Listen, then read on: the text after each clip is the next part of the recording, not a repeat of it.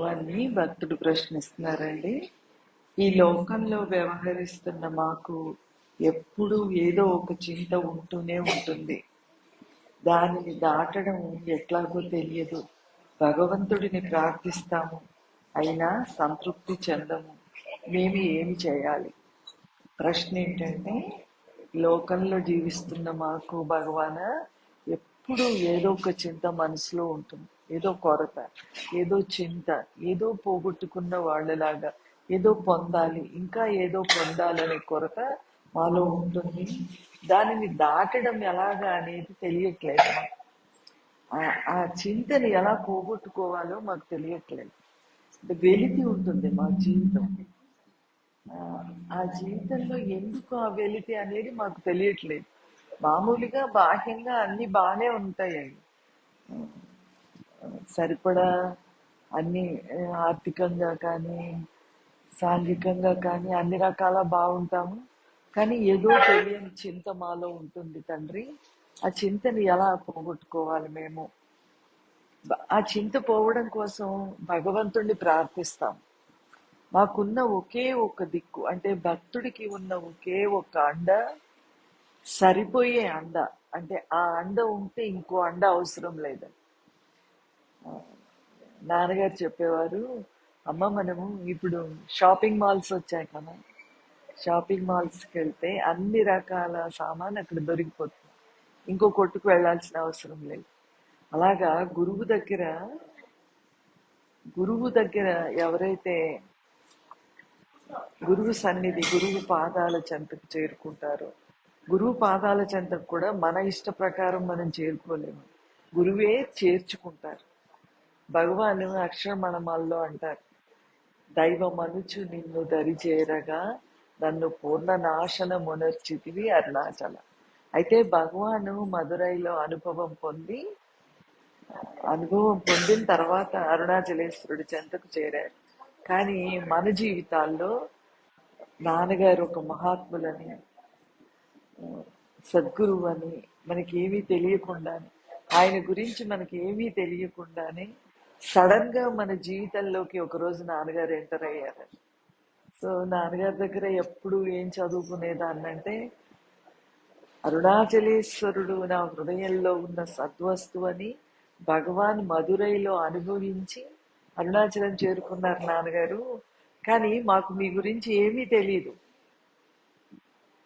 ఏమీ తెలియకపోయినా కూడా, అంటే మీరు ఎక్కడుంటారు, ఎలా ఉంటారు, మీరు ఏమిటి, ఒక సద్గురువు ఏమిటి అనేది ఏమీ తెలియకపోయినా దైవం అనుచు నన్ను దరిచేర్చుకొని, భగవాన్ ఏమంటారంటే దైవం అనుచు నిన్ను దరిచేరగా. ఎందుకంటే భగవాన్ అనుభవం పొంది అరుణాచలం చేరుకున్నారు. మనకి నాన్నగారి దగ్గరికి వచ్చినప్పుడు ఏమీ తెలియదండి. ఏమీ అంటే ఏమీ తెలీదు. అలాంటి తెలియని వాళ్ళని, అమ్మా నేను ఒకడినున్నా నీ సృష్టిలో, నీకోసమే నేను దేహం ధరించి వచ్చాను, నిన్ను ఉద్ధరింపజేయడం కోసమే వచ్చాను అని నాన్నగారు మన జీవితాల్లో ప్రవేశించారు. మనం నాన్నగారిని వెతుక్కోలేదు. మనము గురువుని ఎంచుకోవడం ఉండదు, గురువే మనల్ని ఎంచుకుంటారు. మనం పుట్టినప్పుడు ఎక్కడ జన్మ తీసుకున్నాము, ఎక్కడ ఉన్నాము, ఎన్ని వాసనలు పోగొట్టుకున్నాం క్రితం జన్మలో, ఇంకా ఎన్ని వాసనలుతో వచ్చామనేది గురువుకి తెలుస్తుంది, మనకు తెలియదండి. సో టైం రాగానే మన జీవితంలో ఎంటర్ అవుతారు గురువు గారు. ఎలాగైతే భగవద్గీతలో చెప్తారు కదా, క్షేత్రజ్ఞ విభాగ యోగంలో క్షేత్రాన్ని, అంటే క్షేత్రం అంటే మన మనసు అండి. క్షేత్రజ్ఞుడు ఎవరంటే ఈశ్వరుడు. పొలాన్ని ఎలాగైతే దున్ని నారు పెట్టే ముందు అంతా నీరు పట్టేసి దాన్ని దున్నేసి ఎరువు వేసి రెడీ చేసి అప్పుడు నారు నాటుతారు కదా, అలాగే గురువు కూడా మనల్ని ప్రిపేర్ చేస్తారండి. చాలా ప్రిపేర్ చేస్తారు. ఎంతగా ప్రిపేర్ చేస్తారంటే, మనము చకోర పక్షి మామూలు నీళ్లు తాగదటండి, వర్షము నీరు కోసం అలా ఎదురు చూస్తూ ఉంటుందంట. డైరెక్ట్ గా ఆకాశం నుండి పడిన నీటి చుక్కను చకోర పక్షి తాగుతుందట. దాహం, అలా దాహం వేసినా వెయిట్ చేస్తుందటండి వర్షం గురించి. అలాగా భక్తుడు బాహ్య ఆనందాలని అనుభవించకుండా బాహ్య ప్రేమలకి సంతృప్తి పడిపోకుండా, అంటే ఇక్కడ లోటు చింత అని అడిగాడు కదండి, అందుకని చెప్తున్నారు. మామూలుగా భక్తి ఉన్న వాళ్ళకి ఇది కాదు, ఇంకేదో కావాలి, నాకు ఇంకేదో కావాలి, ఇంకేదో కావాలని భక్తుడు ఎదురు చూస్తుంటాడండి, చకోర పక్షిలాగా. చకోర పక్షి నీటి కోసం ఎలా ఎదురు చూస్తుందో, ప్రేమ కోసం, శాంతి కోసం ఎదురు చూసే భక్తుడి జీవితంలో ఇలా పొలాన్ని ఎలాగైతే నారు నాటడానికి రెడీ చేసుకుంటారో, ఆ భక్తుడి జీవితాన్ని, మనస్సుని, ప్రారంధాన్ని ఉపయోగించుకొని భగవంతుడు రెడీ చేస్తాడు. చేసి అప్పుడు గురువుగా జీవితంలో వ్యక్తమవుతాడు. అయితే నాన్నగారి దగ్గర దైవం అనుచు నన్ను దరి చేర్చుకొని పూర్ణ నాశనం మొనర్చితివి అరుణాచల. నేను ఒకడినున్నాను, నీకోసమే జన్మ తీసుకున్నాను. ఎవరికి వారికి నాన్నగారు హృదయంలో సొంతమండి, పూర్ణంగా 100% సొంతం, కంప్లీట్ గా. సో నాన్నగారే తెలియచెప్పారు, నేను వచ్చాను భూమి మీదకి నీకోసమే, నిన్ను తీసుకొచ్చింది కూడా నేనే భూమి మీదకి, నిన్ను తరింపజేయడం కోసం తీసుకొచ్చానని చెప్పి బోధ చేసి చేసి చేసి చేసి ఎంతవరకు పట్టుకొచ్చారంటే, అరుణ ఒకటి సృష్టిలో లేదు అనే విషయం బుద్ధిలో అర్థమయ్యేంత వరకు పట్టుకొచ్చారు. అలా మనము గురువు మన జీవితంలో ప్రవేశిస్తే ఆ శాంతి ఆ వచ్చిన తర్వాత, అది అనుభవించాక మనకు కొరత తీరుతుందండి. ఇక్కడ ఈ భక్తుడు ఏం చెయ్యాలి భగవాన్ ఆ కొరత తీర్చుకోవడం కోసం అంటే, భగవాన్ అంటారు, భగవంతుడిని విశ్వసించు. ముందు భక్తుడు చేయాల్సిన పని ఏంటంటే, ఉన్నాడు అనే విశ్వాసం అనుభవించాలండి. ఇప్పుడు మీరు నా ఎదురుగుండా ఉన్నారు అని నేను అనుభవిస్తున్నాను, చూస్తున్నాను కదా కళ్ళతో. మీరు శ్రవణం చేయడానికి ఈశ్వరుడు ఇక్కడ పలికిస్తుంటే, నేను శ్రవణం చేయడానికి మనందరం కూర్చున్నాం కదా. ఇది విశ్వాసములో నుండి వచ్చిన అనుభవం. రూమ్ లో నుండి వచ్చే ముందు మీరంతా ఉన్నారు అనే విశ్వాసంతో కదా నేను ఇక్కడికి వచ్చాను, నేను ఇక్కడికి టైంకి వస్తాననే విశ్వాసంతో కదా మీరు వచ్చారు. అంటే ముందు విశ్వాసం, తర్వాత అనుభవం అండి. విశ్వసిస్తేనే కానీ అనుభవించలేదు. అలాగా భగవంతుడు ఉన్నాడు అనే విశ్వాసం మనకు కుదరాలండి. ముందు ఈశ్వరుడు ఉన్నాడు, ఎక్కడ ఉన్నాడు, ఎలా ఉన్నాడు అది తర్వాత. ముందు ఉన్నాడు, నా వాడు, నా నా అండ, నా దండ,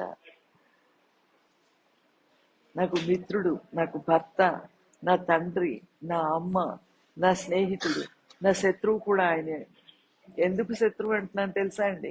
నాకు కోపం వచ్చినప్పుడు, అప్పా ఇంకా నన్ను ద్వైతము నుంచి విడదీయకుండా, అలా నీకు చేతనయ్యి, నీకు ఈ క్షణము నన్ను ద్వైతము నుండి విడదీయడం నీకు చేతనవును, అయినా నువ్వు ఇంకా వెయిట్ చేస్తున్నావు హృదయంలో, అందుకు నీ మీద నాకు కోపంగా ఉంది తండ్రి. మనకు విసుగు వచ్చినా ఈశ్వరుడి మీదే చూపించుకోవాలి, గురువు మీద. కోపం వచ్చినా ఈశ్వరుడి మీదే చూపించుకోవాలి. అలిగినా ఆయనతోటే అలగాలి, ప్రేమించినా ఆయననే ప్రేమించాలి. అయితే ముందు ఆయన ఉన్నాడని విశ్వసించాలి. అత్యంత సమీప నాన్నగారు చెప్పారు, అమ్మా మీ దేహం కంటే, మీ ఇంద్రియాల కంటే, మీ ప్రాణం కంటే, మీ బుద్ధి కంటే మీకు అత్యంత సమీపంలో పరమాత్మ ఉన్నాడు. అది గురువు హక్కండి. మరి అత్యంత సమీపంలో ఉన్నాడని విశ్వసించిన భక్తుడి ప్రవర్తన మారకుండా ఎలా ఉంటుంది? వాడికి మారు మనసు రాకుండా ఎలా ఉంటుందండి? ఇప్పుడు నేను ఒక్కదాన్నే ఉంటే రూమ్ లో నేను ఫ్రీగా ఉంటాను, నా చీర ఎలా ఉన్నా, నా కొంగు ఎలా ఉన్నా పట్టించుకోనండి. ఇప్పుడు నేను మీ అందరు ఎదురుగుండా కూర్చున్నాను అనే భావనలో ఉన్నాను కాబట్టి చాలా జాగ్రత్తగా ఉంటాను కదా. అలాగా లోపల ఈశ్వరుడు ఉన్నాడు అనే విషయం మనం అనుభవిస్తుంటే, మన ఇష్టం వచ్చినట్టు ఎలా మాట్లాడతాము, ఇష్టం వచ్చినట్టు ఎలా ప్రవర్తిస్తాము, ఇష్టం వచ్చినట్టు ఎలా ఆలోచిస్తాము. నాన్నగారి ఎదురుగుండా కూర్చుంటే ఎలా ఉండేవాళ్ళము, అలా ప్రతి సెకండ్ ఉంటాం మనం. విశ్వాసం అంటే కేవలము స్తోత్రాలు పూజలు చేయడం కాదమ్మా. అవి చెయ్యాలి, కానీ అవి కొంతవరకే. అవి ఏబిసిడీలు దిద్దుకోవడం ఎలాగా, పూజలు స్తోత్రాలు అలాగా, ఎల్కేజీ యూకేజీ లాంటివి అవి చెయ్యాలి. ఎందుకు చెయ్యాలంటే పిహెచ్డి రాసేవాడు, థీసిస్ రాసేవాడికి కూడా ఏబిసిడీలు అవసరం ఉంటాయి. థీసిస్ దేంట్లో రాస్తాడు? ఒక సెంటెన్స్ రాయాలంటే ఏబిసిడీల్లోనే ఉపయోగించుకొని రాయాలి కదా. అంటే ఏదైతే పునాదిగా మనం నేర్చుకున్నామో అది చివరి వరకు మనకి అవసరం అమ్మా. మేము ఇక్కడ అరుణాచలేశ్వరుని నమ్మాము, ధ్యానంలో ఉన్నాము, అద్వైతం వింటాము, పూజ చేసే అవసరం లేదు, జపం చేసే అవసరం లేదు, ధ్యానం చేసే అవసరం లేదని అలా అనుకునే అవసరం లేదు. ఎవరైనా చేస్తుంటే మనల్ని ఆక్షేపించే అవసరం లేదు. అవసరం మనకి, ప్రతిదీ అవసరం. నవవిధ భక్తుల్లో అన్ని అవసరం. కాకపోతే మనకి ఏది ఇష్టంగా ఉంటే మన మనసు దాని మీద ఎక్కువ వాలుతూ ఉంటుంది, అది ఎక్కువ ఆచరిస్తూ ఉంటాం. ఇక్కడ భగవాన్ ఏమంటున్నారంటే, ముందు భగవంతుడు ఉన్నాడనే విషయం విశ్వసించు. నిన్ను నీ నిన్ను నువ్వు ఆయనకు అర్పణం చేసుకో. ఉన్నాడని తెలిస్తే, ఇప్పుడు మనకి మనందరం పెళ్లిళ్ళు చేసుకున్నాం. మా మట్టుకు మనం చెప్తాను మా అనుభవం. ఇవాళ పిల్లలు జాబ్ చేస్తున్నారు. మాకు ఆర్థిక స్వాతంత్రం ఉండేది కాదు, మేము జాబ్ చేసేవాళ్ళం కాదు. కానీ మేము రోజు చింతించే వాళ్ళం కాదు మాకు ఎవరు అన్నం పెడతారు.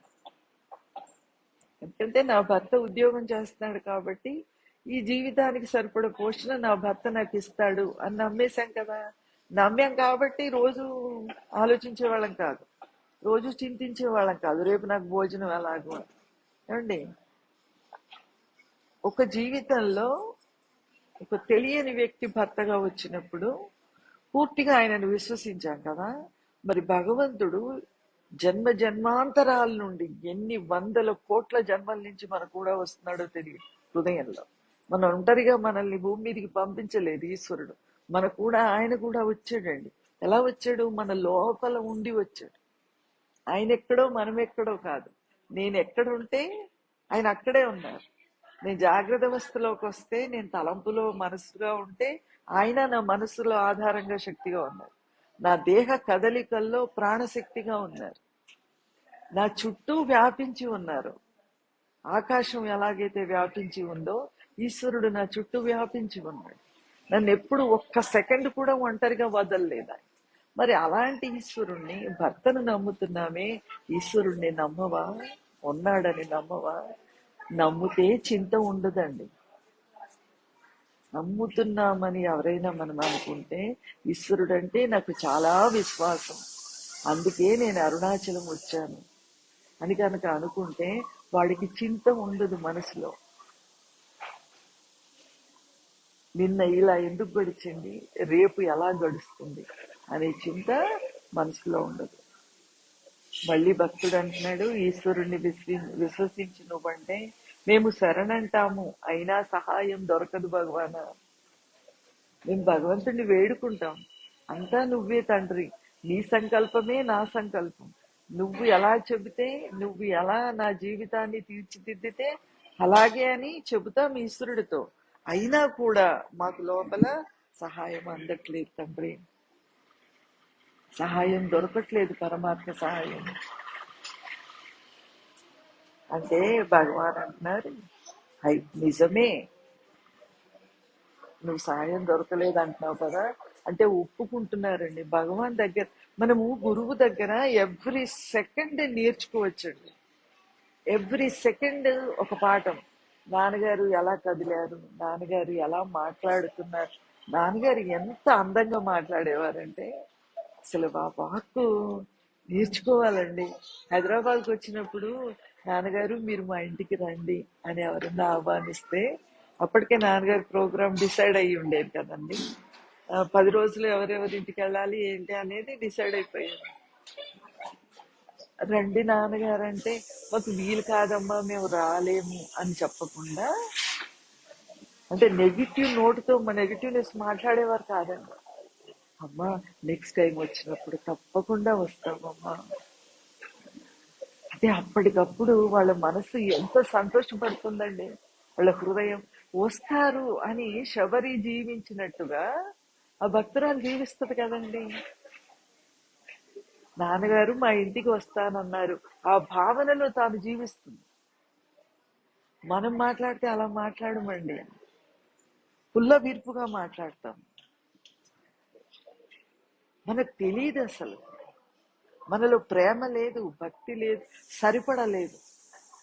ఎంతో కొంత లేకపోతే ఇక్కడికి రాము కదా. ఉంది కానీ ఎంత అవసరమో అంత లేదండి. ఇప్పుడు మనం ఏదైనా లడ్డు చేస్తాం అనుకోండి, స్వీట్ చేస్తాం, స్వీట్ పాయసంగా వండుతాం. ఎంత స్వీట్ దాంట్లో చక్కెర కలపాలో అంత కలిపితేనే కదా అది రుచి ఉంటుంది. చప్ప చప్పగా ఉంటే బాగోదు కదా.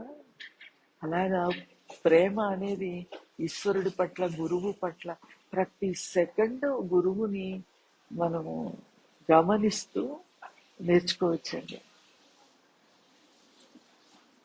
ఇక్కడ మహర్షి సహనం చూడండి అండి. మౌన మహర్షి అద్వైత అనుభవంలో ఉన్న తండ్రి, సృష్టికి ఆధారంగా ఉన్న తండ్రి, ఒక భక్తుడు చెప్పిన మాటని, అప్పా మాకు తెలియట్లేదు, మేము శరణు చేస్తున్నాము, అయినా సహాయం దొరకట్లేదు అంటే ఈశ్వరుని బ్లేమ్ చేస్తున్నాడు భక్తుడు.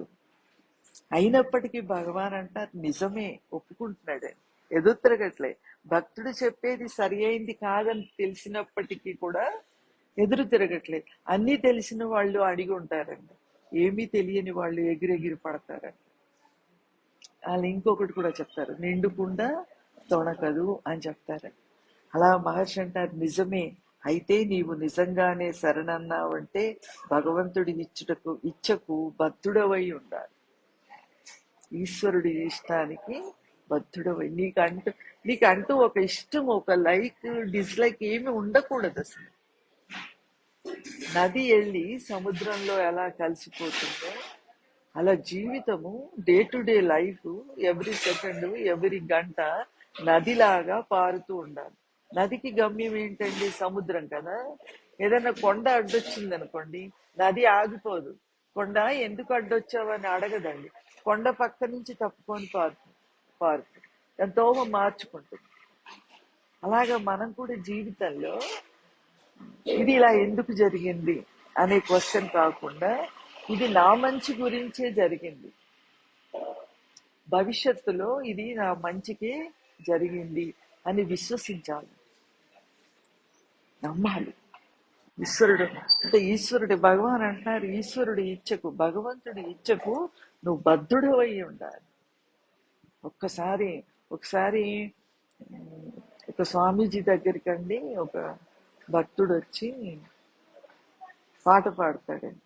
ఆ పాట సారాంశం ఏంటంటే, నాకున్నది నేను, నాది, నా మనస్సు, నా శరీరం, నా ధనము అంతా నీదే.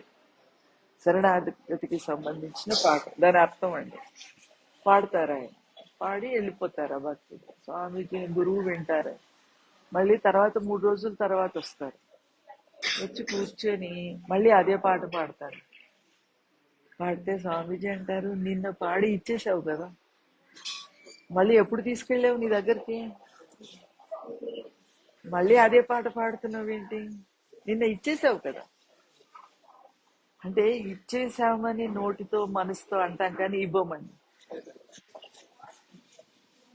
నేనే కాపాడుకోవాలి, నన్ను నేనే కాపాడుకోవాలి అనే ధ్యాసలో జీవిస్తాము. అందుకని మహర్షి అంటాను, ఏమన్నా జరగనియండి, ఏదన్నా. నాన్నగారు ఒకసారి ఎన్ని ఎగ్జాంపుల్స్ చెప్పేవారు నాన్నగారు అంటే, చిన్న పిల్లలకి బుజ్జగించి ఎలా బోధిస్తుందో అమ్మ, అన్నం తినిపిస్తుందో అలా నాన్నగారు మాకు బుజ్జగిస్తూ బోధించేవారు.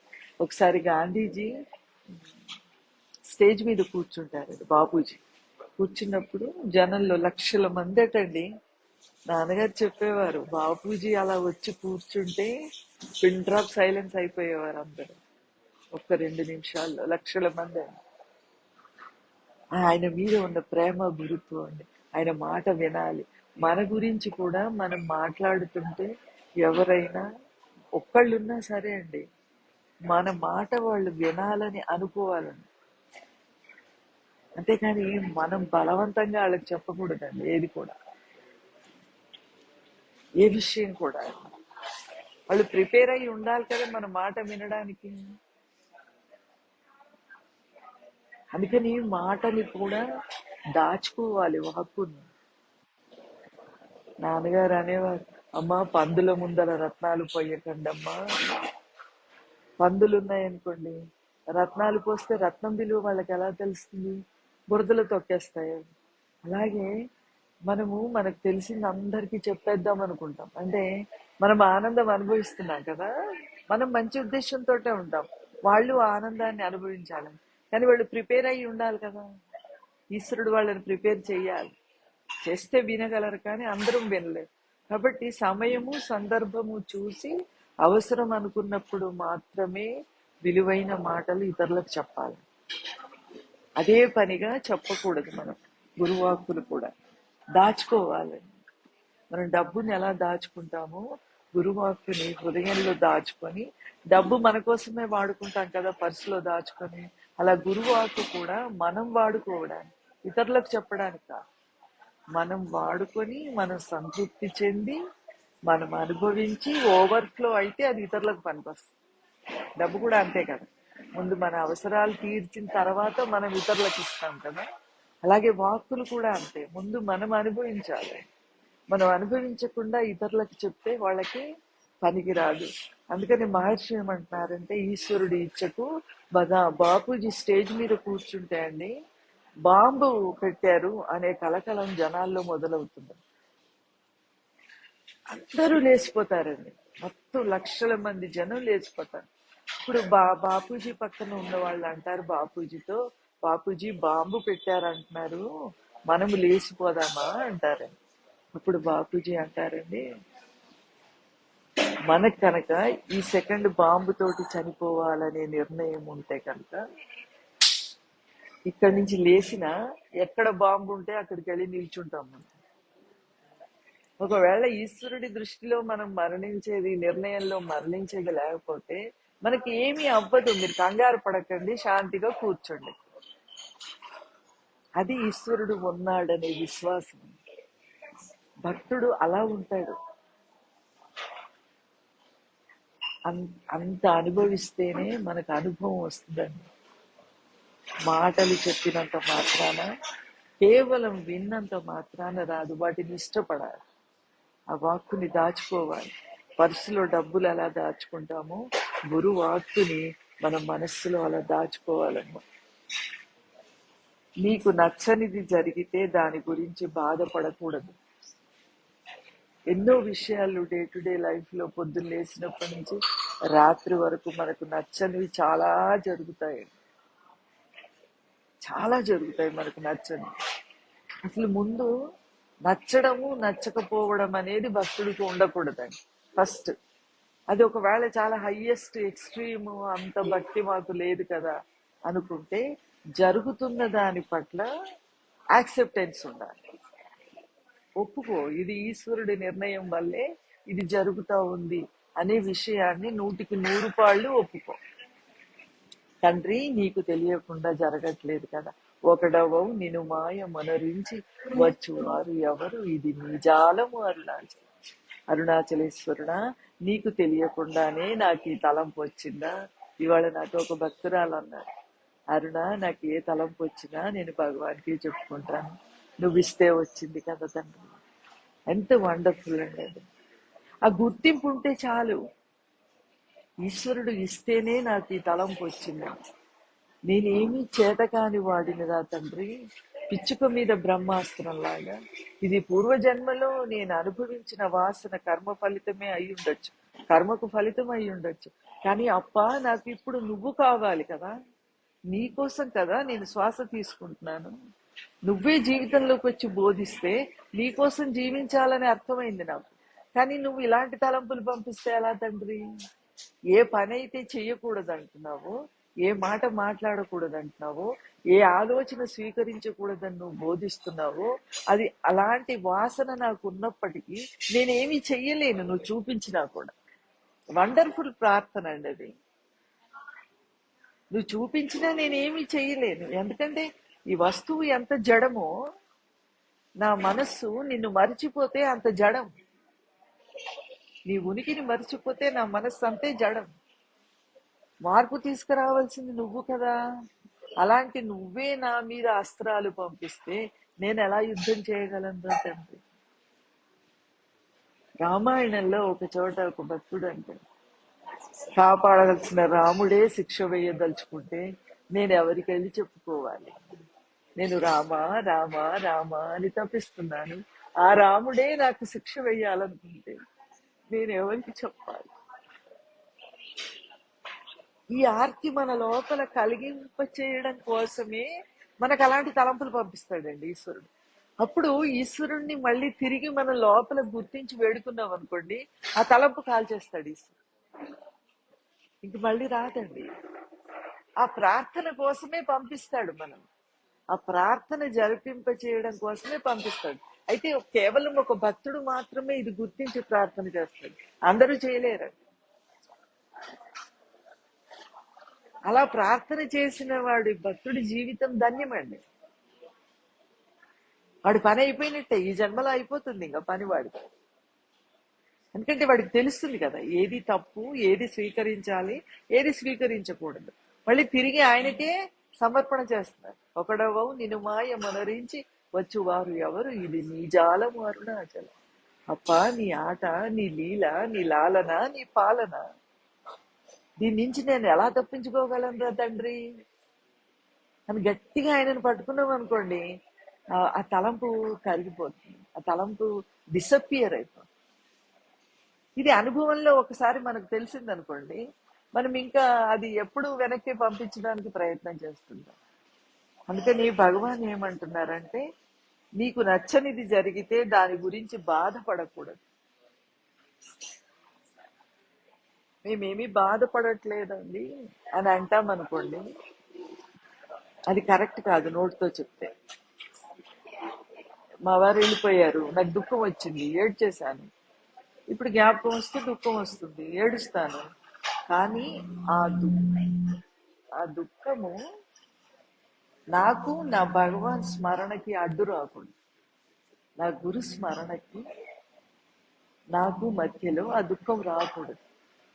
అదొక అలలాగా వచ్చి వెళ్ళిపోతుందమ్మా. వెళ్ళిపోయినప్పుడు కూడా, అప్పుడు కూడా ఈ దుఃఖానికి కారణము కేవలం ఈ లీల అనే నాటకంలో జరిగే సంఘటనలు మాత్రమే. ఇప్పుడు కూడా నా భగవాన్ నాతోనే కలిసి ఉన్నారు, నేను నష్టపోయింది ఏమీ లేదు. అరుణ మనస్సు ఆ కష్ట, ఆ దుఃఖం నాది అనుకుంటుంది కాబట్టి ఏడుస్తూ ఉంది అని నా ఏడుపును నేను సినిమా చూసినట్టు చూడగలిగాను. ఇప్పుడు మనం సినిమాకి వెళ్తాం కదా, వెళ్తే సినిమా చూస్తాము, 3 గంటల సినిమా చూస్తాం, తెర మీద సినిమా నడుస్తూ ఉంటుంది. అక్కడ ఏవో గుడిసెలు అంటుకున్న దృశ్యంగా కనిపిస్తుంది అనుకోండి, సముద్రం సునామీ వచ్చినట్టు. మనం అక్కడ ఉన్న వాళ్ళని కాపాడడానికి సినిమాలో ఉన్న వాళ్ళని తెర దగ్గరికి పరిగెడతామా? పరిగెట్టము. కానీ అయ్యో హీరో వచ్చి రక్షిస్తే బాగుండు, వాళ్ళు ఆ ప్రమాదంలో పడకుండా ఉంటే బాగుండు అని అనుకుంటాం. అంటే 2 రకాల మైండ్ సెట్ తో సినిమా చూస్తామమ్మా. పైనేమో అది నిజము అనేది అనుభవిస్తుంటాము, ఎంజాయ్ చేస్తుంటాము. వాళ్ళు ఒక డ్యూయట్ పాట పాడినా, ఒక భక్తి గీతం పాడినా ఎంజాయ్ చేస్తాము. బాటమ్ ఆఫ్ ది మైండ్ అదంతా అబద్ధం, 3 గంటలు అయితే నేను ఇక్కడి నుంచి లేచి వెళ్ళిపోవాలనే విషయం కూడా తెలుసు. అందుకే తెర దగ్గరికి పరిగెత్తాం. అలా ఎవరి జీవితాన్ని వాళ్ళు 2 రకాలుగా, పైన వ్యవహారంగా నార్మల్ గా ఉండాలి, భర్త దగ్గర భార్యగా, పిల్లల దగ్గర తల్లిగా, అత్తమామల దగ్గర కోడలిగా సేవ చేస్తూ, అన్ని రకాలుగా పర్ఫెక్ట్ గా డ్యూటీ చేస్తూ భాగ్యంగా ఇన్నర్ ఆఫ్ ది మైండ్ భగవాన్ తోటి ఉత్తిదేరా, నువ్వు తప్పించి అంతా అబద్ధం, కేవలం నీ ఉనికి మాత్రమే నిజం, మిగతాదంతా అబద్ధం అనే ఎరుకలో ఉండాలి. ఎస్, ఉండొచ్చు. 3 గంటల సినిమా చూస్తున్నప్పుడు నువ్వు 2 రకాలుగా ఉన్నప్పుడు బాహ్యంగా ఎందుకు ఉండలేమండి? జీవితం పట్ల ఉండొచ్చు అలా. కానీ అలా ఉండాలి అనే తపన గురువాక్కు ద్వారా మనము స్వీకరించినప్పుడు, ఆ వాక్కును స్వీకరించినప్పుడు ఆ తపన కలుగుతుంది మనకి. అందుకని మహర్షి అంటున్నారు, ఎలాంటి సంఘటనకి నువ్వు బాధపడకూడదు నీ శరణాగతి నిజమైతే. పైకి కనబడినట్టుగా కాక పరిస్థితులు ఇంకొక విధంగా మారవచ్చు. ఎప్పుడు మనం ఏమనుకుంటామంటే, ఈ కష్టం వచ్చింది నాకు, నేను అరుణాచలం వెళ్ళాలనుకున్నాను, టికెట్ క్యాన్సిల్ చేసుకోవాల్సి వచ్చింది, వెళ్ళడం ఆగిపోయింది అనుకుంటాం. కానీ ఇంకేదో గొప్ప అవకాశం ఇవ్వడం కోసం ఇప్పుడు ఆపాడు ఈశ్వరుడు. పరిస్థితి ఎప్పుడు కూడా మనం అనుకున్నట్టుగా ఉండదు నాన్న.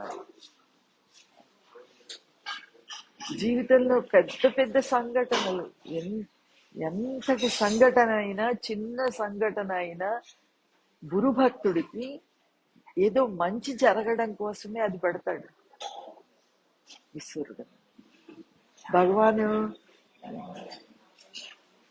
భక్తుడికి భగవంతుడు ఏం చేస్తాడంటే, మనకి ఎంతో సంచితం ఉంటది కదా, కొన్ని జన్మలకు సరిపడ సంచితం ఉంటది.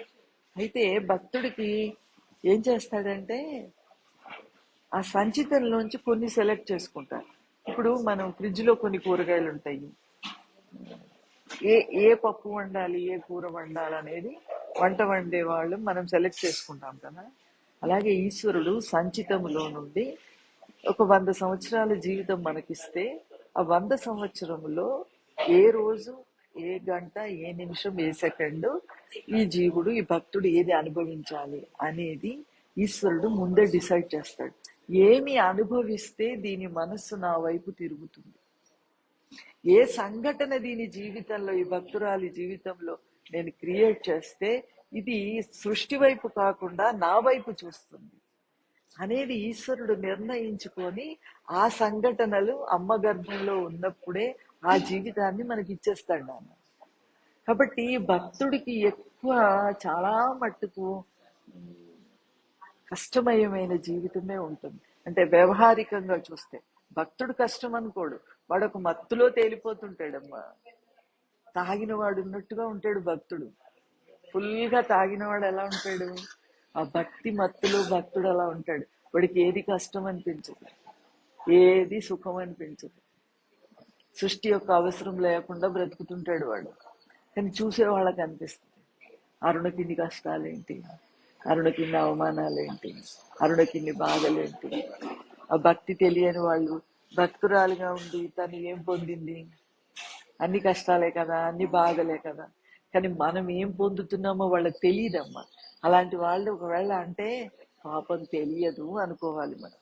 వాళ్ళకి తెలియక మాట్లాడుతున్నారు, తెలిసిన వాళ్ళు అలా మాట్లాడరు. అందుకని మహర్షి అంటున్నారు, నీకు వచ్చే ప్రతి సంఘటన జీవితంలో ఇంకో రకంగా మారుతుంది.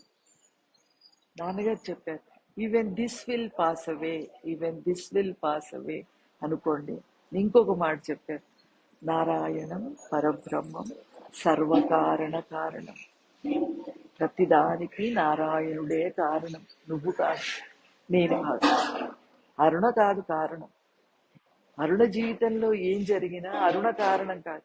అయితే బయటి వ్యక్తులు మనల్ని అంటారండి, మనల్నే క్వశ్చన్ చేస్తారు. మరి మన కారణం కాదు కదా, అందరూ మనల్ని అంటారంటే అంటారు మనల్ని, వాళ్ళకి తెలియదు కదా. ఏవైనా సంఘటన జరుగుతున్నప్పుడు నేను భగవాన్తో, నాన్నగారితో చెప్పుకునేదాన్ని, అందరు నన్ను కోసం చేసేవారు, ఇలా ఎందుకు ఉంటున్నావు, వాళ్ళతో ఏమనేదాన్ని కాదండి. లోపల భగవాన్, నువ్వు ఎలా పెడితే అలా ఉంటాం, కానీ ఇంకెలా ఉంటాం, ఇంకోలా ఉండడం మా వల్ల కాదు కదా. వాళ్ళు తెలియక అడుగుతున్నారు, తెలియదు వాళ్ళకి. ప్రతి వాళ్ళు అందుకని వాళ్ళకు మనం ఎక్స్ప్లెనేషన్స్ ఇచ్చి నేను సరిగ్గానే ఉన్నాను అంటే కూడా అర్థం చేసుకోలేదండి. ఎందుకంటే వాళ్ళ జీవితాల్లో గురుబోధ లేదు కదా, మన జీవితాల్లో గురుబోధ ఉంది. మరి మనం ఎలా ఉండాలి, నాన్నగారి బిడ్డలం, నాన్నగారి బిడ్డలం అని నోటితో చెప్పడం కాదండి. మనల్ని చూసి ఎవరన్నా, ఏంటి ఆవిడ అంత సైలెన్స్ గా ఉన్నారు, అంత నిదానంగా ఉన్నారు ఏంటి ఆవిడ అంటే, ఆవిడ నాన్నగారి భక్తురాలండి అని మన గురించి ఇంకొకళ్ళు చెప్పుకోవాలి. అప్పుడు కదా నాన్నగారి వైభవం మన సృష్టికి తెలియజెప్పడం. మన నోటితో మా నాన్నగారు ఇలా, మా నాన్నగారు అలా అని చెప్పక్కర్లేదండి. మన ప్రవర్తన, మనం వేసే ప్రతి అడుగు, ప్రతి మాట, ప్రతి చేత సృష్టికి తెలియాలి మన నాన్నగారు అంటే ఏంటో. ఇందాక ఒకరు శృంగేరి పండితులండి, వారిని శృంగేరి వారు పండితుడిగా అంటే ధర్మ ప్రచారానికి నియమించారు. వారు రేపు మా వారి సంవత్సరికాల్లో భాగవతం చెప్పడానికి ఆహ్వానించాము. వారు కాల్ చేశారు. చేస్తే మొన్న శంకరాచార్య జయంతి రోజు అమ్మ మీరు ఒక 2 గంటలు మాట్లాడండి, భగవాన్ అద్వైతము, ఆదిశంకరులు కూడా అద్వైత బోధ చేశారు కదా, ఆత్మబోధ, దానికి దీనికి సమన్వయం చేస్తూ మీరు మాట్లాడండి అని శంకర జయంతి ఉత్సవాల్లో వాళ్ళు ఆహ్వానించారు. సో అక్కడ మాట్లాడాము, వచ్చేసాము, అది అయిపోయింది. ఇవాళ ఆయన అంటున్నారు, అమ్మా మీరు ఎంత ప్రేమగా, ఎంత సాఫ్ట్ గా అమ్మ పసిపిల్లోడికి అన్నం తినిపించినట్టుగా చెప్పారేంటమ్మా. మేము, ఆయన చాలా పండితుడండి, మేము చాలా మంది వింటుంటామమ్మా బోధలు, చాలా మంది చెప్తారు బోధ, కానీ ఇలా బోధ చెప్పడం నేను మొదటిసారి వింటున్నానమ్మా. ఇంత సాఫ్ట్ గా అన్నం, అమ్మ అన్నం తినిపించినట్టుగా చెప్పారు మీరు అంటే, అదంతా మా నాన్నగారు, మా గురువు దయ అండి. మాకేం తెలియదు, మేము జీరోలో. మేము ఎలా మాట్లాడాలో కూడా మా నాన్నగారే మాకు చెప్పారు. అప్పుడు కదా నాకు ఆనందం ఏంటంటే, నా నాన్నగారిని చెప్పుకోగలిగాను, నా నాన్నగారి బిడ్డనని. అలా మన ఆచరణ ద్వారా చెప్పుకోవాలండి. మీరు అలా ఎలా మాట్లాడగలిగారు అన్నప్పుడు, ఎలా మా గురువు దయ్యాది. ఇందాకే ఒక 5 నిమిషాల ముందు వచ్చేటప్పుడు ఆయన మాట్లాడుతున్నారండి. అంటే అది వారి ప్రేమ, వారు ఒప్పుకున్నారు, వారి గొప్పతనం. ఇప్పుడు వారు ఉపనిషత్తుల సారం, వారు బోల్డ్ అంత యూట్యూబ్ తెరిస్తే బోల్డ్ అని ప్రవచనాలండి వారు. తెలుగు రాష్ట్రాల్లో చాలా పేరున్న గొప్ప ఆయన. కానీ ఆయన ఒప్పుకోవడం ఆయన గొప్పతనం అండి. మనము తగ్గడం మన గొప్పతనం. ఎదుటి వాళ్ళు మనల్ని మెచ్చుకోవడం వాళ్ళ గొప్పతనం అది. మనం తగ్గడం మన గొప్పతనం. వాళ్ళు మెచ్చుకున్నారు కదా అని మనం ఎగిరెగిరి పడకూడదు. మనం సున్నలం ఏముందండి, కరెంటు బల్బు ఉంటుందండి, ఎంత గొప్పగా ఏసీ చల్లటి గాలి ఇస్తుంది. కానీ కరెంటు లేకపోతే ఏసీ డబ్బా ఎందుకండి? కరెంటు ఉండడం కదా వల్ల కదా చల్లగాలి. అలాగే మనలో ప్రాణం ఉండడం వల్ల, ఈశ్వరుడి దయ ఉండడం వల్ల ఈ బొమ్మ మాట్లాడతాం. సో క్రెడిట్ ఎవరిది? గురువుదండి, మంది కాదు. మనం అలాంటి సంఘటనలు జరిగే కొలది ఇంకా అణిగిపోవాలి, ఇంకా జీరో అయిపోవాలి. పైకి కనబడినట్టు కాక పరిస్థితులు ఇంకొక విధంగా మారవచ్చు. దుఃఖం మనుషుల్ని భగవంతుని వైపు తిప్పుతుంది. సాధారణంగా మనిషికి దుఃఖం ఎందుకు వస్తుందంటే, ఈశ్వరుడి వైపు తిప్పుతుంది. కొంతమందికి గమనిస్తే మనము, కొంతమంది జీవితాల్లో దుఃఖం ఉంటుంది కానీ వాళ్ళకి జీవితంలో గురువు లభించదండి. ఆ జీవితం వేస్ట్ అండి. అంటే ఏదో ఒక జీవితంలో గురువు వస్తేనే కానీ వ్యక్తి తరించబడలేడు, మానవుడు తరించబడలేడు. కంపల్సరీ గురువు కావాలి. గురువు లేని జీవితం గుడ్డి జీవితం అని. ఎవరో ఒకరు, ఏదో ఒక కొమ్మ ఆధారంగా ఉండాలి. సో ఇక్కడ మళ్ళీ భక్తుడు అడుగుతున్నాడండి, మా బ్రతుకులు ప్రాపంచికము. భార్య, పిల్లలు, మిత్రులు, బంధువులు ఉంటారు. వారి ఉనికిని మరిచి దైవేచ్ఛ అంటూ ఊరుకోలేము. మా సంసారం ఉంటది కదా, పిల్లలు ఉంటారు కదా, చుట్టూ వ్యక్తులు ఉంటారు కదా. భగవానా, వదిలేసి ఎలా ఉంటాం కదా తండ్రి, ఈశ్వరుడు ఇచ్చే అని ఎలా ఉంటాం? మా వ్యక్తిత్వాన్ని పూర్తిగా విడనాడలేడు. కరెక్ట్ గా అంటే ఉన్నది ఉన్నట్టుగా చెప్పేస్తున్నాడండి తన లోపల పరిస్థితి. మనము లోపల అహంకారంగా ఉండి పైకి భక్తులుగా నటించొద్దండి. లోపల అహంకారాన్ని కాపాడుకుంటూ, పెంచి పోషించుకుంటూ బయటికి భక్తులుగా నటించకూడదు. ఇలా ఇలా నేను ఓడిపోతున్నంత తండ్రి, నేను నిన్ను స్మరించుకోలేకపోతున్నాను. నాకున్న డాక్టర్ దగ్గరికి వెళ్ళి రోగి లక్షణాలు చెప్పకపోతే వైద్యం ఎలా చేస్తాడండి? లక్షణాలు దాచుకున్నాం అనుకోండి, డాక్టర్ వైద్యం చేయలేడు. అలాగా గురువు దగ్గర చెప్పకపోయినా తెలుస్తుంది. డాక్టర్కి ఏమో లక్షణాలు చెప్పకపోతే తెలియవు, గురువుకు తెలుస్తుంది. నువ్వు చెప్పట్లేదు, దాచుకుంటున్నావు అనే విషయం కూడా తెలుస్తుంది. నువ్వు ఓపెన్ అయ్యాను అంటే బాహ్యంగా 10 మందిలో చెప్పక్కర్లేదు, హృదయంలో ఉన్నాడు కదా గురువు. సిన్సియర్ గా ఒప్పుకోవాలి కదా. నీకు ఏది చేతనవ్వట్లేదో అది ఒప్పుకోవాలి కదా ఆయనతో. అది అహంకారం తీసేయడానికి మొదటి మెట్టు అదే అండి. నా వల్ల అవ్వట్లేదని ఒప్పుకో నువ్వు. నాకు భక్తి సరిపోవట్లేదు, నాకు నీ ప్రేమ అనే మత్తు సరిపోవట్లేదు, మత్తు మంది ఇచ్చి ఇయ్యి, ఇంకా ఇయ్యి తండ్రి అని అడగాలి కదా. సో ఇక్కడ ఈయన అంటున్నారు, ఈ భక్తుడు నా వల్ల అవ్వట్లేదురా తండ్రి, మేము ప్రాపంచికంగా ఓ సంసారంలో ఉన్నాం, మేము గృహస్థాశ్రమంలో, మా చుట్టూ చాలా మంది ఉన్నారు, మా వ్యక్తిత్వాన్ని పోగొట్టుకోవడం మా వల్ల అవ్వట్లేదు. ఏమండి, అన్నిటికంటే కష్టం వ్యక్తిత్వాన్ని పోగొట్టుకోవడం. ఈ సృష్టిలో అన్నిటికంటే కష్టమైంది వ్యక్తిత్వాన్ని పోగొట్టుకోవడం. అన్నిటికంటే సులువైంది గురువుని భక్తి చేయడం, ప్రేమించడం, గురువు పాదాల్ని ఆశ్రయించడం. గురువు పాదాల్ని ఆశ్రయించకుండా వ్యక్తిత్వం పోదు. గురువు ఆత్మను స్వీకరించకుండా వ్యక్తిత్వ నాశనం అవ్వదు. మనము సాధనలు చేసి మన తెలివితేటలతోటి నా అహంకారాన్ని, నేను నాది బుద్ధిని పోగొట్టుకోవాలంటే ఎన్ని గొప్ప సాధనలు చేసినా ఆ నేను దగ్గర వచ్చి ఆగిపోతామండి. పైకి ఎంత విభూతి పెట్టుకున్నా, ఎన్ని ఇలాంటి మాలలు వేసుకున్నా, ఎంత తెల్ల బట్టలు ఎర్ర బట్టలు కట్టుకున్నా, ఎన్ని కట్టుకున్నా కూడా నేను బుద్ధిని, నాది బుద్ధిని దాటలేము. కాబట్టి డైరెక్ట్ గా మన మనసుతో మనం ఫైట్ చేయకుండా ఈశ్వరుణ్ణి శరణు చేస్తే ఆ మనసులోనే కుండలో మట్టి ఉన్నట్టుగా పరమాత్మ శక్తి ఉందండి. అది గుర్తించి గురువు బోధ వల్ల ఆయనకు శరణాగతి చెందితే అప్పుడు మాయ మనకు దారిస్తుంది. నాన్నగారు చెప్పారమ్మా, మీరు డైరెక్ట్ గా మాయను గెలవలేరు, మీరు ఈశ్వరుడి పాదాలను పట్టుకోండి, ఇప్పుడు మాయ మీకు దారిస్తుంది. దీనికి ఒక ఎగ్జాంపుల్ రామకృష్ణుడి బోధ చెప్పేవారు నాన్నగారు. ఏంటంటే, రామకృష్ణుడు ఒక స్టోరీ చెప్తాడు. ఒక చేపలు పట్టేవాడు వల విసురుతాడు కదా, ఆ వల విసిరినప్పుడు నీళ్లలో తెలివైన చేపలన్నీ కూడా పాదాల దగ్గరికి వచ్చేస్తాయి. ఆ చేపలు పట్టేవాడి పాదాల దగ్గరికి వస్తాయి. దూరంగా ఉన్న చేపలు వలలో పడిపోతాయి. అలాగే తెలివైన వాడు ఈశ్వరుడు పాదాలు పట్టుకుంటాడమ్మా.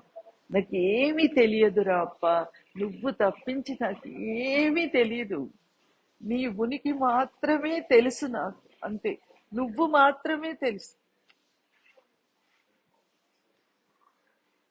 అలా పట్టుకున్న వాడిని భగవంతుడు కొండ మీద కూర్చోబెడతాడండి.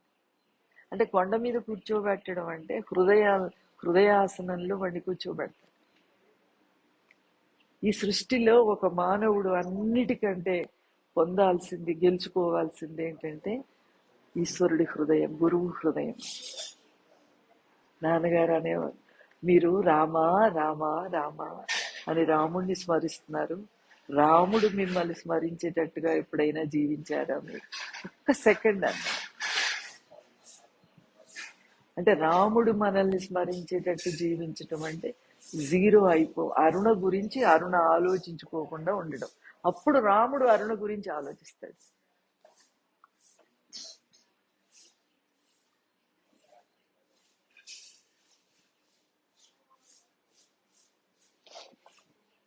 ఇప్పుడు భగవాన్ సమాధానం చెప్తున్నారు, మా వ్యక్తిత్వాన్ని మేము పోగొట్టుకోలేము భగవాన్ అన్నప్పుడు భగవాన్ సమాధానం చెప్తున్నారు. అంటే నువ్వు చెప్పుకుంటున్నట్టు నీవు పూర్తిగా శరణాగతి చెందలేదన్నమాట. నీవు భగవంతుడినే విశ్వసించాలి. ఆయనను శరణు చెందు. ఆయన దర్శనం ఇచ్చిన అదృశ్యమైన ఆయన ఇచ్చకి బద్ధుడవై ఉండు. మేము వచ్చి 24వ తారీఖు వచ్చాము. దాదాపు 10-11 రోజులు అయిపోయింది. అరుణాచలేశ్వరుడు దర్శనానికి వెళ్ళలేదు. ఎప్పుడు రప్పించుకుంటావో, ఎప్పుడు పిలుచుకుంటావో. ఆయనంతటా ఆయన దర్శనం ఇస్తే అది వండర్ఫుల్ అండి, చాలా గ్రేట్ గా ఉంటుంది. మనమే వెళ్తాం కోరికతో దర్శనం చేసుకోవాలి, వెళ్ళాలి, ప్రయత్నం చేసి, అన్నిటి కోసం ప్రయత్నం చేస్తున్నాం కదా. అన్నిటి కోసం ప్రయత్నం చేసినప్పుడు దర్శనం కోసం కూడా ప్రయత్నం చేసి వెళ్ళాలి. నేను బుద్ధి, నాది బుద్ధి ఉన్నంత కాలం వెళ్ళాలని, కానీ వెళ్ళలేకపోయాం మేము. ఎందుకో తెలియదు, నిర్ణయంలో లేదండి. కానీ ఈ రోజు చాలా వైభవంగా దర్శనం చేయించాడు.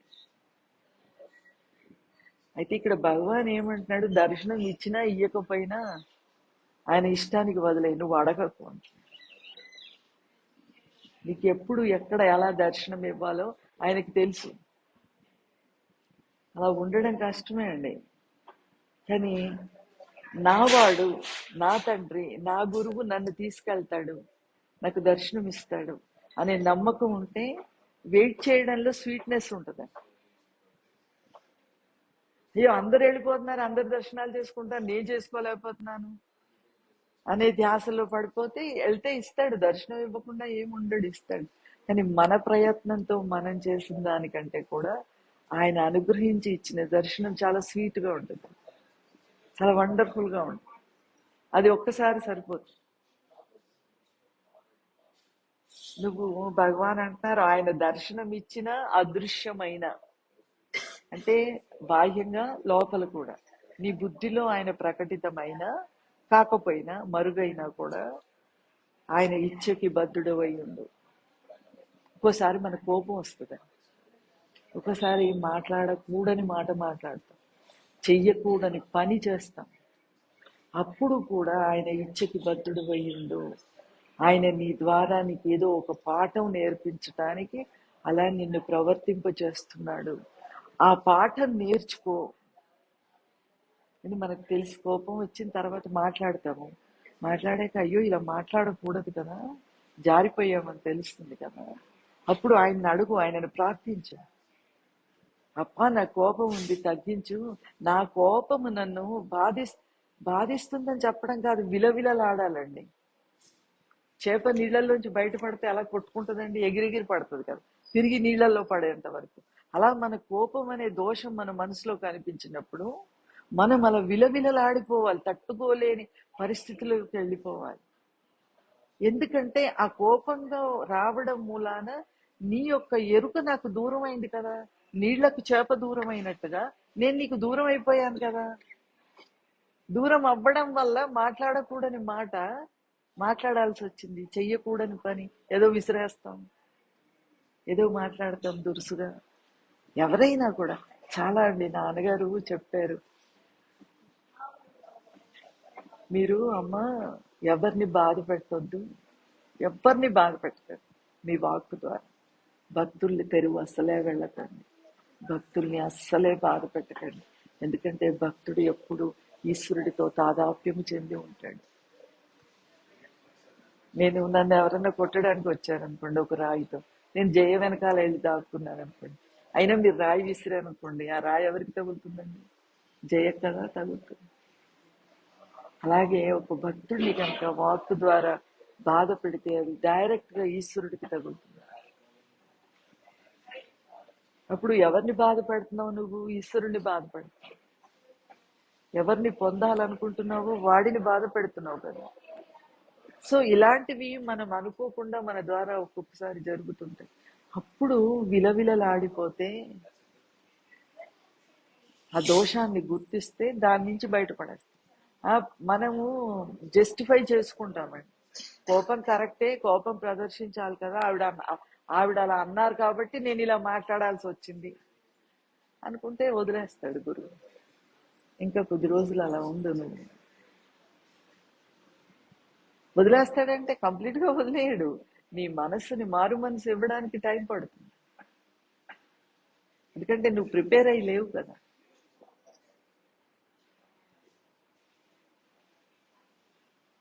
ఆయన దర్శనం ఇచ్చిన అదృశ్యమైన ఆయన ఇచ్చకి బద్ధుడవై ఉండు. ఆయన ఏమి చేస్తాడో వేచి ఉండు. నీ ఇష్టం వచ్చినట్టు ఆయనని చేయమనటం ఆయనని శరణు వేడటం కాదు. నీ ఇష్టం వచ్చినట్టు అంటే మేము అడగమండి ఈ భగవంతుణ్ణి, నీ ఇష్టమే నీ ఇష్టమే అంటాము అని మనం అనుకుంటామండి. ఇష్టం కానిది జరిగితే పాము పడగ తీసినట్టు మన మనసు లేస్తుందండి, రియాక్షన్ వచ్చేస్తుంది మనకి. ఇష్టం కాని మాట ఎవరైనా మాట్లాడినా, ఇష్టం కాని పని చేసినా. అయితే కొంతమందికి ఎక్కువ బయటికి వ్యక్తం చేస్తారు, కొంతమంది వ్యక్తం చేయరు, లోపల రియాక్షన్ వస్తుంది. కానీ అందరికీ తెలిసిపోతుంది మనకు రియాక్షన్ వస్తుందా లేదా అనే విషయం. కర్తృత్వ భావన ఉన్నంత కాలం రియాక్షన్ వస్తుందని. ఈ దేహానికి నేనే యజమానిని అనుకున్నంత కాలం రియాక్షన్ వస్తుంది, దేహము నేను అనుకున్నంత కాలం. ఇక్కడ మహర్షి ఏమంటున్నారంటే, నీకు అసలు ఒక ఇష్టము ఉండకూడదు, నీకు రియాక్షన్స్ రాకూడదు, కేవలం యాక్షన్ ఉండాలంతే. భగవాను తమ్ముడి సంతానం ఇక్కడ గణేశన్ గారు ఉంటారు. చాలా మంది పాత భక్తులకు తెలిసే ఉంటుంది. గణేశన్ గారు ఒకసారి జిన్నూరు వచ్చారు. జిన్నూరు వచ్చినప్పుడు నాన్నగారు మాట్లాడించారండి వారిని మాట్లాడమని. మాట్లాడుతూ ఆయన ఒక మాట అన్నారు, ఒక 5 సంవత్సరాల పిల్లడు నన్ను కనుక లే అంటే నేను లేచి నిల్చుంటాను, ఎందుకు అని అడగను, కూర్చో అంటే కూర్చుంటాను. ఆయనకి ఇప్పుడు దాదాపు 80 సంవత్సరాలండి. గొప్ప భక్తులు, భగవాన్ భక్తులు. సంతానం ఫ్యామిలీయే కాకుండా భగవాన్ డివోటీ అంటే అంత సరెండర్ అయిపోయి ఉన్నారు. మనం 4 ఏళ్ల పిల్లడు ఎవరైనా నిల్చోమంటే నిల్చుంటామా అండి లేచి? ఆయన ఆ పిల్లవాడి ద్వారా పలికేది కూడా భగవంతుడే అనే ఎరుకలో ఉన్నారు కాబట్టి లేచి నిల్చుంటారు. భగవంతుడు అనే ధ్యాసలో లేచి నిల్చుంటారు. కూర్చో అంటే కూర్చుంటారు. మనం అలా ఉండగలగాలండి. ఆయన ఎంత గొప్ప భక్తులు అంటే అండి, ఆయన ముక్కుకి సర్జరీ చేయించుకున్నారు గణేశన్ గారు. ఈ ఎముక, ముక్కు లోపల ఉండే ఎముక, ముక్కుకి దెబ్బ తగిలితే ఎంత కష్టంగా ఉంటుందండి. అలాంటిది ఆయన ముక్కుకు సర్జరీ చేయించుకుంటే ఎనస్థీషియా తీసుకోలేదు, మత్తు మందు లేకుండా. భగవాన్ మత్తు లేకుండా చేయించుకున్నారు కదా. ఈ దేహ బుద్ధి నుంచి మనం విడిపోమని భగవాన్ బోధిస్తున్నారు. బాధ అవుతుంది, పర్వాలేదు. సర్జన్ అడిగారటండి, పర్వాలేదా మీకు? పర్వాలేదు, చేసేయండి అన్నారు. అప్పుడు సర్జన్ అన్నారంట, మత్తు మంది ఇస్తే కోలుకోవడానికి చాలా టైం పడుతుంది, మత్తు మంది ఇవ్వకుండా చేస్తే మిమ్మల్ని సాయంత్రం రేపటికి పంపించేస్తాం ఇంటికి. అంటే కష్టాన్ని భరిస్తే మోక్షం తొందరగా వస్తుందండి, అవమానాన్ని భరిస్తే తొందరగా వస్తుంది. నా జీవితం పూలపాన్పులాగా ఉండాలి, నాకు అన్నీ బాగుండాలి, మోక్షం రావాలి అనుకునే వాడికి తొందరగా రాదండి.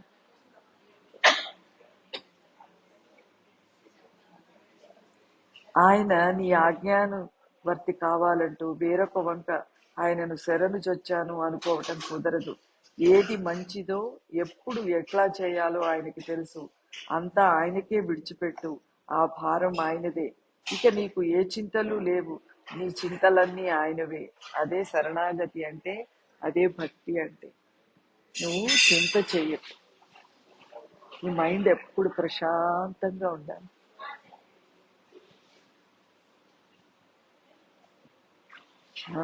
రాముల వారు సీతమ్మ అరణ్యవాసంలో ఉన్నప్పుడు ఒక పొలం దగ్గర కూర్చున్నారట. కూర్చుంటే సీతమ్మ అందంట, రామా ఇది ఎంత స్వచ్ఛంగా ఉన్నాయి ఈ నీరు అంటే, అడుగులో ఉన్న గులకరాళ్ళు ఉంటాయి కదండి, ఆ రాళ్ళన్నీ కనిపిస్తున్నాయి అడుగులో. అప్పుడు సీతమ్మ రాముడితో, ఎంత స్వచ్ఛంగా ఉన్నాయి రామా ఈ నీరు అంటే, రాముడు అంటాడంటే, అవును సీత, చాలా స్వచ్ఛంగా ఉన్నాయి. ఎలా అంటే, ఒక సహృదయుడి హృదయం, ఒక సద్గురువు హృదయం, ఒక మహాత్ముడి హృదయం ఎంత స్వచ్ఛంగా ఉంటుందో ఈ నీరు అంత స్వచ్ఛంగా ఉన్నాయి. అంటే నీటి అడుగున ఉన్నది కనిపిస్తే మనకి నీరు స్వచ్ఛమైన నీరు అనుకుంటాం కదా, అలా మన మనసు అడుగులో పరమాత్మ ఉన్నాడు. వాడు మనకి ఎరుకలో కనిపిస్తూ వినిపిస్తూ అనుభవిస్తూ ఉంటే అది నిజమైన శరణాగతి, భక్తి అండి. ఈశ్వరుని శరణు వేడిన తర్వాత మనం పక్క వాళ్ళని అడగక్కర్లేదు సహాయం చేయండి, ఎవరిని ఏమి అడగక్కర్లేదండి. అయితే ఈశ్వరుడు ముందు చెప్పడు నేను సహాయం చేస్తానని, చేస్తాడు అంతే. టైం వచ్చినప్పుడు ఏది అవసరమో అది అందిస్తాడు. అది ఒక్కసారి జీవితంలో అనుభవించాలి, ఆ పరమాత్మ ప్రెసెన్స్ చాలు. ఇంకా ఒక్కసారి అనుభవిస్తే బుద్ధి నమ్ముతుంది.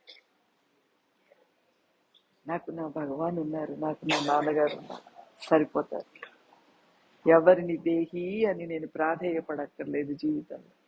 మన భక్తుల మధ్యలో అలా బ్రతుకుతున్న వాళ్ళు ఉన్నారండి. గ్రేట్ సోల్స్ పైకి కనిపించరు, వినిపించరు, సైలెన్స్గా ఉంటారు. ఇది కేవలం భగవంతుడిని ఆధారంగా పెట్టుకొని జీవించే వాళ్ళే. సో భగవాన్ ఇక్కడ ఏమంటున్నారంటే, ఆయనను కనుక నువ్వు భారమంతా ఆయన మీద వేసి, మొత్తం ఎంత భారాన్నన్నా మోయగలడు ఆయన. మొత్తం ఈ సృష్టి భారాన్ని మోసే ఆయనకి నీ భారం ఒక లెక్క, మొత్తం సృష్టి భారాన్ని మోస్తున్నాడు. అయినా పసిపాప ఇప్పుడు ఫస్ట్ డే స్కూల్కి పంపిస్తాం కదా, వాడికి ఒక బ్యాగ్ ఇస్తాము. ఎల్కేజీ ప్లే స్కూల్కి పంపేవాడు ఓ లంచ్ బాక్స్ ఉంటుంది, దాంట్లో ఏం పుస్తకాలు లేకపోయినా వాడి లంచ్ ఉంటుంది. ఆ బ్యాగ్ ఇచ్చి వాడిని లోపల పంపిస్తాం. మళ్ళీ అమ్మ రిసీవింగ్కి వచ్చినప్పుడు వాడు ఆ బ్యాగ్ ఎంత ఈజీగా అమ్మకి ఇచ్చేస్తాడండి. అమ్మ ఎలా తీసుకుంటది వాడి చేతి, వాడిని ఎత్తుకొని వాడి బ్యాగ్ని తీసేసుకుంటుంది కదా అమ్మ. అమ్మకి బరువు ఉంటుందా? ఉండదండి. మరి అమ్మకే బరువు లేనప్పుడు కనిన జనని కన్న ఘనదయాదాయక ఇది యా అనుగ్రహం అరుణాచల. మన మైండ్ అనే బ్యాగ్ ఈశ్వరుడికి సమర్పణ చేస్తే, ఆయన మీద వదిలేస్తే ఆయనకు బరువు ఏంటండి?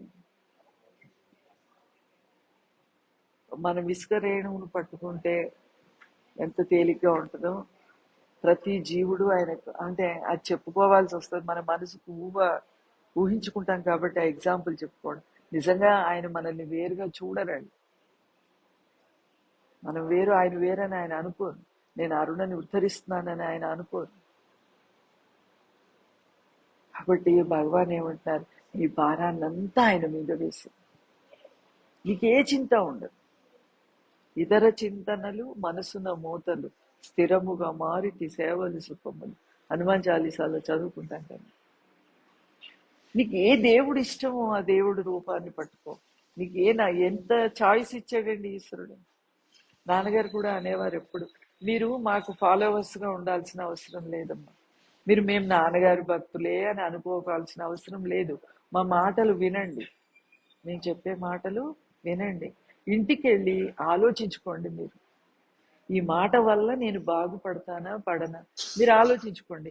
బాగుపడతానంటే స్వీకరించండి. డెఫినెట్ గా బాగుపడతామండి, బాగుపడకపోయే సమస్య లేదు. ఎందుకంటే బాగుపరచడం కోసం వచ్చిన అవతారం అది, దేహం గురువు సద్గురువు అని. అందుకని ఎవరిష్టమైతే వాళ్ళు, కానీ గట్టిగా ఆ పాదాలు శరణి వచ్చి ఆ వాక్కుని, అన్నాన్ని తిని ఎలా జీర్ణం చేసుకుంటాము. తిని ఒక డాక్టర్ టాబ్లెట్ వేసుకోమ్మా అని ప్రిస్క్రిప్షన్ ఇస్తే, ఆ మెడికల్ షాప్కి వెళ్ళి గబగబా కొనేసుకొని ఇంటికి తెచ్చుకొని వాడతాము. ఏమి సైడ్ ఎఫెక్ట్సా ఏమి ఆలోచించము ఆ రోగం నుంచి బయటపడడానికి. ఆ టాబ్లెట్ వాడినప్పుడు అది గట్లోకి స్టమక్లోకి వెళ్ళి రక్తంలో కలిసి దాంట్లో ఏ కెమికల్స్ ఉన్నాయి, ఎక్కడ రోగంకు రీచ్ అవుతుంది, ఎలా తగ్గిస్తుంది, అవన్నీ మనం ఏమి రీసెర్చ్ చెయ్యం. జస్ట్ ఒక అనామకుడు మామూలుగా ఒక పేషెంట్ డాక్టర్ చెప్పాడు ఇది వాడాలి అని కదా వాడతాము. అలాగే గురువాక్కుని అమ్మ అరుణ నిలిచో అంటే నిల్చోడు, అమ్మ అరుణ కూర్చో అంటే కూర్చోడు, ఇలా ఉండు అంటే అలా ఉండటం. అంతే నాన్నగారు చెప్పారు, అంతే చేశాడు. దాని రిజల్ట్ నువ్వు అనుభవిస్తున్నప్పుడు నీకు అర్థమవుతుందండి. అనుభవంలో ఓహో ఇంత ఫ్రీడమ్ ఉందా గురువాక్కును ఆచరిస్తే, నాకు లోపల ఇంత ఫ్రీ అయిపోతానా నేను. బరువుది ఎంత తేలికైపోతుందండి మనసు. మన మనసు పెట్టే బాధ నాన్నగారి దగ్గరకు వచ్చాక మాకు అశాంతిగా ఉండలేమండి. కొంచెం మనసులో అశాంతి వస్తే వెంబడే కదిలిపోయి అది ఎప్పుడు తగ్గిపోతుందా, ఎప్పుడు తగ్గించుకుందామా అని తండ్రి పాదాల దగ్గరికి హృదయంలో పరిగెత్తి, అప్ప అశాంతి అశాంతి అప్ప, ఈ తలంపు అశాంతి, ఈ పని అశాంతి, ఈ మాట అశాంతి అని ఆయనకి చెప్పుకొని మళ్ళీ దాంట్లోంచి బయటపడేస్తే ఆయన అమ్మయ్యా అలా ఫీల్ అయిపోతుంటాం. అలాగా శాంతి అలవాటు అయిన తర్వాత అశాంతిగా ఉండలేం కదా. అలా భక్తుడు గురు భక్తుడు శాంతికి అలవాటు అయిపోతాడమ్మా. అలా అలవాటు పడాలి శాంతి. అలా జీవితాన్ని శాంతిమయంగా తీర్చిదిద్దుకోవాలి. నాన్నగారు ఒకసారి ఒక భక్తురాలతో అన్నారండి, ఆ టైంలో నేను జిన్నూరులో లేను. ఏమన్నారంటే, అమ్మ అరుణలా ఉంది అని అడిగారు. ఏదో చెప్పారండి. చెప్తే అమ్మ, అరుణ జీవితం అంతా అశాంతి ప్రారంభం. జీవితం అంతా అశాంతి ప్రారంభం. అరుణ మైండ్ క్రియేట్ చేసుకోవడం కాదమ్మా అశాంతి. దాని ప్రారంధమే అశాంతిగా ఉంది దానికి. కానీ అది శాంతిగా ఉంటుందమ్మా గురువు దయ వల్ల. ఆ మాట నాకు వచ్చి చెప్పారండి భక్తులు. అంటే మనం అంతా ఆత్మీయులం కదా, మనం ఏదన్నా చెప్పుకుంటాం కదండి. అలా భక్తులు వచ్చి చెప్పారు. చెప్తే అప్పుడు నాకు అనిపించింది, శాంతి ప్రదాత ఆయన. శాంతిని ఎవరు ఇస్తారండి? గురువు ఇస్తాడు. గురువు దగ్గరే శాంతి ఉంది. శాంతి ఇవ్వాల్సింది ఎవరు? గురువే కదా. గురువే ఏం మెసేజ్ పంపించాడంటే, దాని ప్రారంధం అశాంతిగా ఉన్నప్పటికీ దానికి నేను శాంతిని ఇస్తాను, నేను శాంతిలో ఉంచుతాను దాన్ని. అప్పుడు ప్రారంధం కళ ఎలా ఉంటే ఉందండి? కళ అబద్ధం కదా. కళ కష్టమయం అయితే ఉంది, కళ అవమానం అయితే ఉంది, కళ సన్మానం అయితే ఉంది, చెప్పుల మాలేస్తే ఉంది, పూల మాలేస్తే ఉంది కళలు. అది అబద్ధం కదా. ఆ మెసేజ్ నాన్నగారు నాకు పంపించినట్టు అనిపించింది. అది బయటికి చెప్పాల్సిన అవసరం లేదు, కానీ నాకు ఇంకా ఇంకా ధైర్యంగా నేను ఒక సైనికుడిలాగా నా జీవితంలో నిలదొక్కుకోవడానికి నాకు అవాకు పనిచేస్తుంది. గురువు బయటికి వ్యక్తం అవ్వాల్సిన అవసరం లేదు, చెప్పరు ఎప్పుడు నేను వర్క్ చేస్తున్నాను. నాన్నగారు ఎప్పుడు నేను మీకు ఇలా వర్క్ చేస్తానని చెప్పేవారు కాదు. కానీ అప్పుడప్పుడు మనం తట్టుకోలేని సునామీలో కొట్టుకుపోతున్నామని, ఆ బాధ మనం లోపల అనుభవిస్తున్నాం అనుకున్నప్పుడు ఒక మెసేజ్ పంపిస్తారు గురువు అని. నేనున్నాను నీకు, నేను నీకు శాంతినిస్తాను. ఇంకొకసారి ఒక భక్తురాలతో అన్నారు, భద్రాచలం వెళ్ళిన అమ్మ, వాళ్ళు అనుభవించే శాంతిని చూస్తే భద్రాచల రాముడితో నాకు కోరుకోవాలనుంది, వాళ్ళ శాంతిని శాశ్వతం చేయమని. గురువే మన పట్ల అలా అనుగ్రహిస్తుంటే ఇంకా మనకి జీవితంలో ఏం కావాలండి? మనం ధైర్యంగా బ్రతకలేమా? ఆనందంగా ఉండలేమా? శాంతిగా ఉండలేమా? కాబట్టి గురువు రూపము, గురువు నామము, గురువాకు మనకు జీవిత గమ్యమండి. హృదయ కుహర మధ్యే కేవలం బ్రహ్మమాత్రం అహమహమితి సాక్షాదాత్మరూపేణ భాతి హృది విసమనసా స్వం చిన్వతామచ్చతావా పవన చలన రోధాత్ ఆత్మనిష్టో భవత్వం.